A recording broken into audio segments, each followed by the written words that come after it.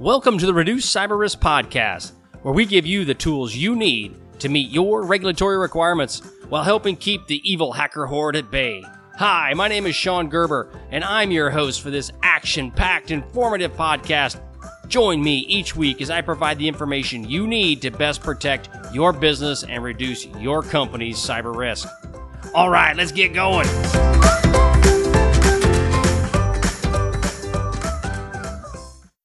Okay, in this episode, we're going to talk about cyber risk management. And you hear about this term quite a bit on the internet, wherever it might be when you're dealing with cyber risk. And we're going to talk about how do you manage and mitigate your risk.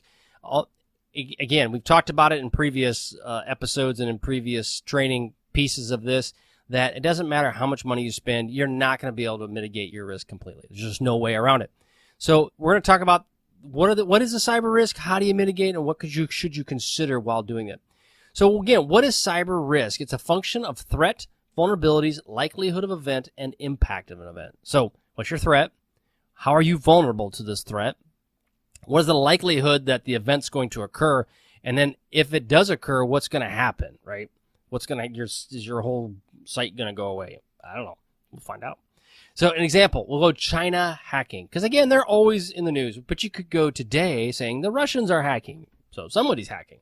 So it's a nation state. So you're dealing with a nation state, and your vulnerabilities are basically a hack system. Do you have a front-facing web server? Do you have lots of employees that accept emails? Basically, there's multiple vulnerabilities on how they can get in. And you'll hear a comment called a 0 day, which basically means a vulnerability that has never been demonstrated before. So let's say I have a Windows system, and I go, all of a sudden, I know that this Windows system is vulnerable to this 0 day, and it could blow up everything. The whole thing can come crashing down and the end of me. Okay, so typically 0 days are not used. And most people who would use those would be a nation state when they're trying to get access into a system which they have a really hard time getting into. However, after being in a place where I've used 0 days before, they're usually a really bad idea. The reason is because you don't know what's going to happen when you use it. You can make the assumption that the moment you do use it, you're probably going to get caught. And if you get caught, then it's going to potentially unravel many, many other ways that you have into a network. So 0 days are not a good idea. As much as the movies theaters and the movies Hollywood will say is that, yeah, everybody's using 0 days. I did it and it got into this database. And not so much. I mean, there are plenty of that goes on, and the NSA is way smarter than me. And the other countries have got their people that are way smarter by far than me. But I will tell you that 0 days are just a bit wild, wild west. And things can go very badly, very quickly with those. So, again, the likelihood. If I've got a mom and pop business that's in Wichita, Kansas, where I'm from, and they do manufacturing, and what is the likelihood that the Chinese government is going to hack into my system? Now, if I'm the only one in the world that does it this way, and China, there's people in China that want my technology, likelihood is probably pretty high. However, if I'm just a manufacturing of just basically airplane parts, okay, not the Gucci stuff, but just parts in general, odds are really, really good that the Chinese government isn't going to spend a second or two on me, period. So you got to understand what is the likelihood. Now, we'll use another example, ransomware. So what is the threat? Cyber criminals or knuckleheads that are trying to steal your stuff or basically make money off of you. So the vulnerabilities are email, unpatched systems, admin privileges, and so forth. If you're running with admin, that's a bad idea. Then what happens is you get an email. You click on a link, and now you get this ransomware that's connected to your network. Okay, that can happen to anybody. It happens to a lot of people, and that likelihood is quite significant. Now, so you just got to weigh it out. What is the risk to you and your company? If you got a company that's got a lot of people that are click happy and they click on all kinds of emails, ransomware probably be a bigger deal. If you've got all kinds of intellectual property and you're worried about a government, whether it's Chinese, Russians, French, Israelis, whoever, stealing your stuff, then that's probably a bigger issue you got to deal with. So, again, knowing what the threat is, knowing the risk, and knowing how to mitigate it. So a mindset is what you need to have when dealing with cyber risk.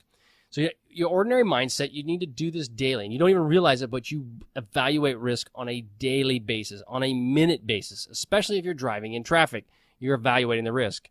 Do I turn? Do I not? Does that guy see me? Does that guy not see me? Is that girl going too fast doing her makeup? Is that guy going too fast doing his makeup? I mean, who knows, right? So driving your car, you have to assess the threat, the vulnerability, the likelihood, and the impact. The impact is you become a spot on an asphalt. Not a good impact, right? That would be bad for you and your family. But you have to ask yourself as you're driving, is that a problem? If not, and you want to go 100 miles an hour and you just I don't really care, everybody get out of my way, or you're driving a tank, well, then you know what? Odds of something bad happening to you are pretty slim. Something bad happening to somebody else, pretty high. So, but you evaluate this risk on a daily basis. And this proper risk mindset will provide you the best cybersecurity coverage for your business. And I say this because a lot of my friends are vendors. And there's some great, wonderful tools out there to help businesses. Super good tools.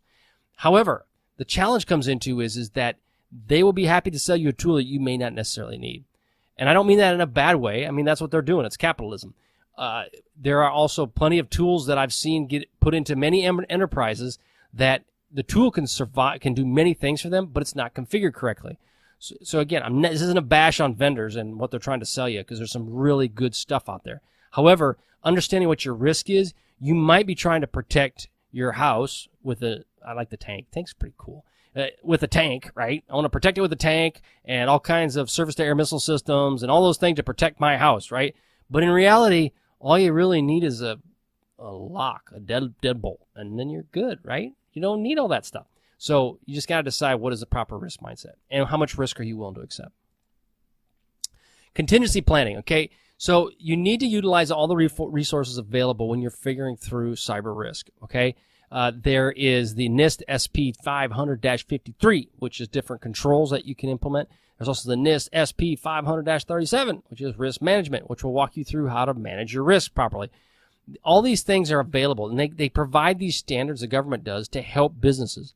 The only downside of that is you've got to be a cybersecurity or an IT person with big cranium to really understand what they're saying. Because when I read it, I get it, but I'll be honest, I still struggle with it. And they talk in these big $10 words, and they're big academia people, which nothing against them. They're super smart, and they provide a great service.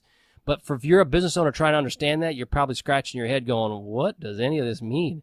So the government has these standards available to you. FFIEC, it's a federal, I can't remember what it is, but basically it's an assessment tool. Okay, the assessment tool is out there for you to be able to assess. A lot of the big businesses, when you're dealing with compliance aspects, need a cybersecurity risk assessment of some kind. This is a good assessment tool on helping you. And I know it's with financial places, FFIEC. Stakeholders and board members, you also need to utilize the knowledge that they have around what is the risk to their business. You may think, if you're a cybersecurity person listening to this, you may think, well, I know what the risk is.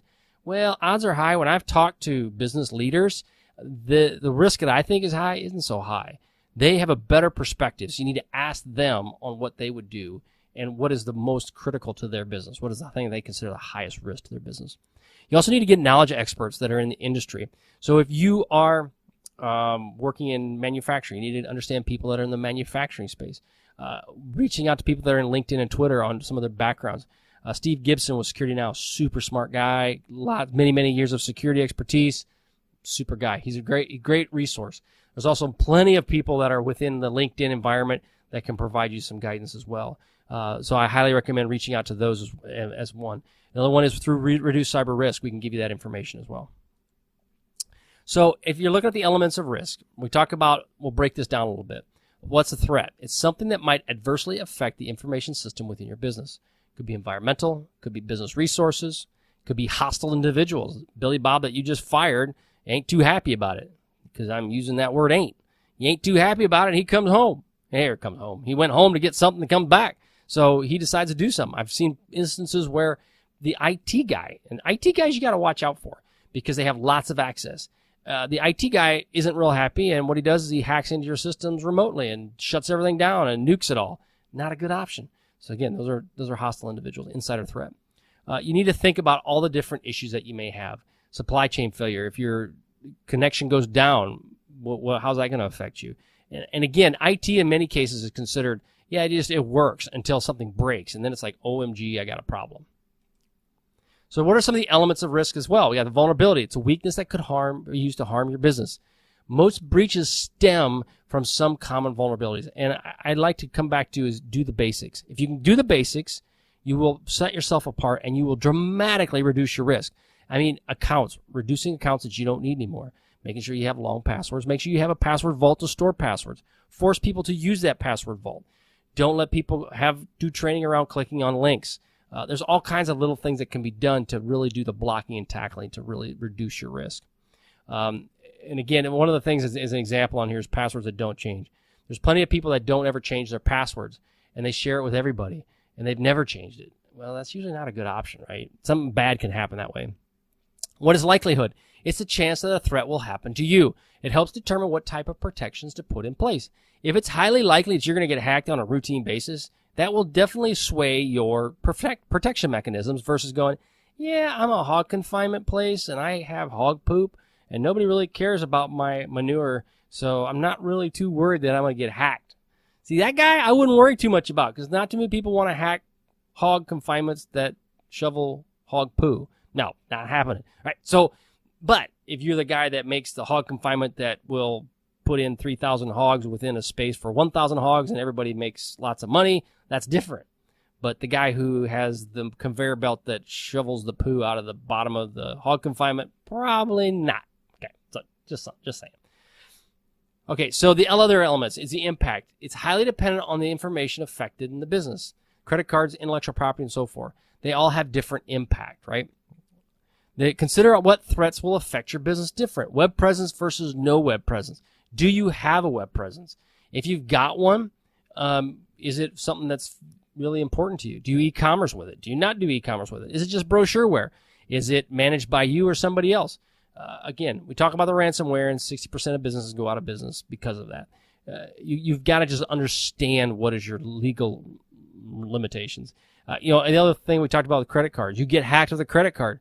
And I think I mentioned in a previous episode and training was that now the credit card companies will come in and they'll say, you know what, you can't use our credit card because you've been hacked, or you didn't do what you're supposed to do because of the PCI requirements. So that's just something else to consider.